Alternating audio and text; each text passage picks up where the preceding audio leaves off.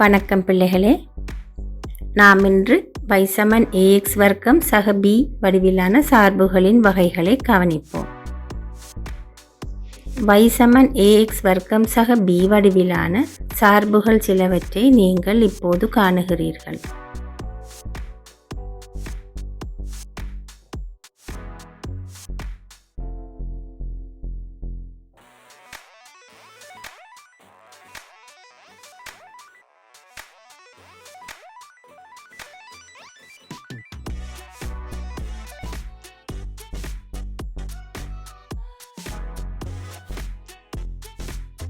இனி நாங்கள் y ax வர்க்கம் சக b வடிவிலான சார்பு ஒன்றின் வரைவை எப்படி வரைய வேண்டும் என பார்ப்போம்.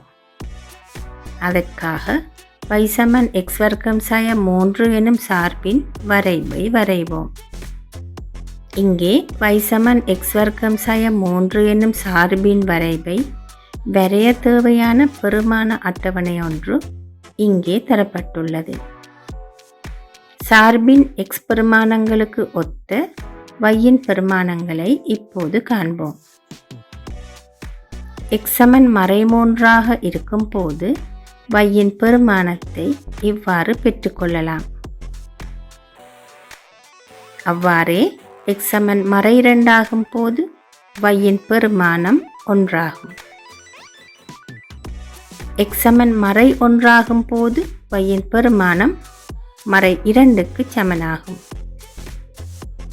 x-க்கு 0ஐ பிரதியிடும் போது y-ஆனது மறை 3க்கு சமனாகும். x 1 ஆகும் போது y மறை 2க்கு சமனாகும். அதுபோலவே x-க்கு 2ஐ பிரதியிடும் போது y 1க்கு சமனாகும். x-க்கு 3ஐ பிரதியிடும் போது y-ன் பெருமானம் 6 ஆகும். இனி பெற்றுக்கொண்ட ஆள்கூறுகளை பொருத்தமான ஆள்கூற்று தளமொன்றில் குறித்து இணைத்து ஒப்பமான வளையை பெற்றுக்கொள்வோம். இவ்வரைவானது y x வர்க்கம் சக 3ன் சார்புக்குரியது. இனி இவ்வரைவின் பண்புகள் என்னவென்று பார்ப்போம். வளையை கீழ்ப்பக்கமாக உள்ள புள்ளியொன்றில் திரும்புவதால் இது ஒரு இழிவு பெருமானத்தையுடைய பரவளைவாகும். திரும்பற் புள்ளியின் ஆள்கூறுகள் 0, மறை 3 ஆகும். சார்பின் இழிவு புள்ளிக்குரிய y-ன் பெருமானம் மறை 3 ஆகும். அதாவது இழிவு புள்ளி மறை 3 ஆகும். வளை y-அச்சை பற்றி சமச்சீராக இருக்கும். எனவே சமச்சீரச்சின் சமன்பாடு x 0 ஆகும். இனி நாங்கள் y ax வர்க்கம் சக b வடிவில் அமைந்த வேறொரு வரைவை வரைவோம். y மறை x வர்க்கம் சக 2க்கான பெருமான அட்டவணையை நீங்கள் இப்போது காணுகிறீர்கள்.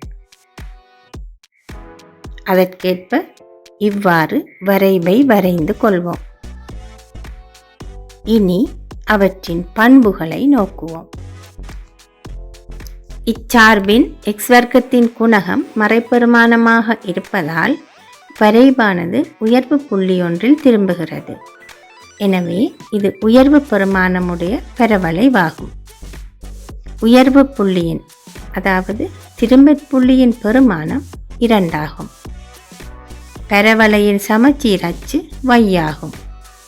எனவே அதுக்குரிய சமன்பாடு x 0 ஆகும்.